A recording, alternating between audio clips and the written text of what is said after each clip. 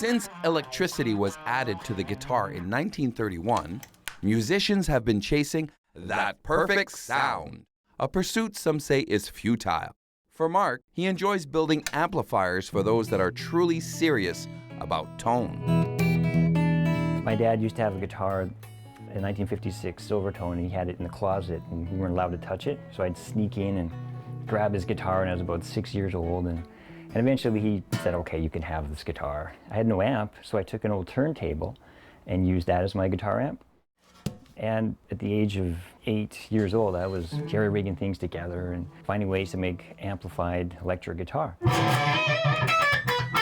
Like most musicians, Brett from the distributors knows that every tube amplifier has a sweet spot that requires a certain amount of volume to discover.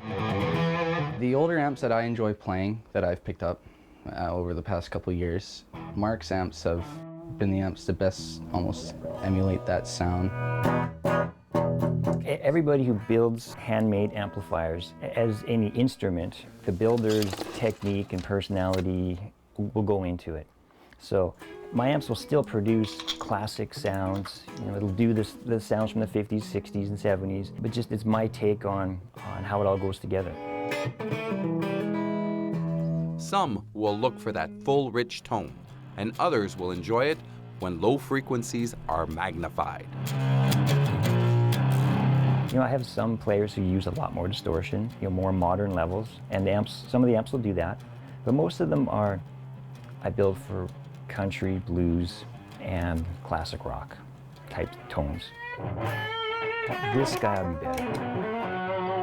Mark designs and builds his creations by hand, replicating that boast of tone and versatility that will add depth and clarity to any musical style. So this is the chorus. I always love the oldest stuff. The stuff from the 50s and 60s. It's just that was, this antiquated technology, but for us guitar players, that technology with the tubes, it sort of connects you. It's an emotional connection between you and your guitar. Sounds right, feels good. That's all I can describe. It's just emotion. Each musician's perfect sound lives within their combination of a guitar, an amplifier, and pedals.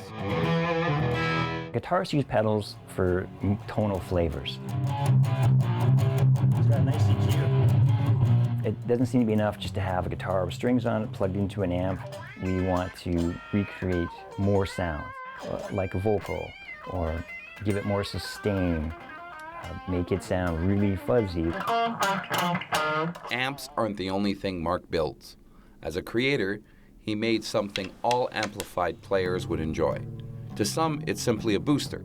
To others, it's known as the duck.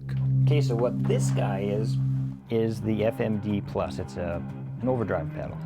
So we got a clean sound. So this is the heaviest pedal I work with. The duck is a very nice, clean boost that hasn't boosted well, the way I use it to boost a fuzz that I have that doesn't have enough signal. This little guy here is a prototype using some tubes to try and create that 60s fuzz sound. Tubes were the original form of amplification, original ingredients for making electronics. Yeah. Mark's got a mojo in his sound, in his amps. They're pretty cool. He does a lot of things I've never seen before in other amp companies. Finding the best musical equipment will ultimately be your own decision. From a little shop in Arrington, I'm Raymond Albert.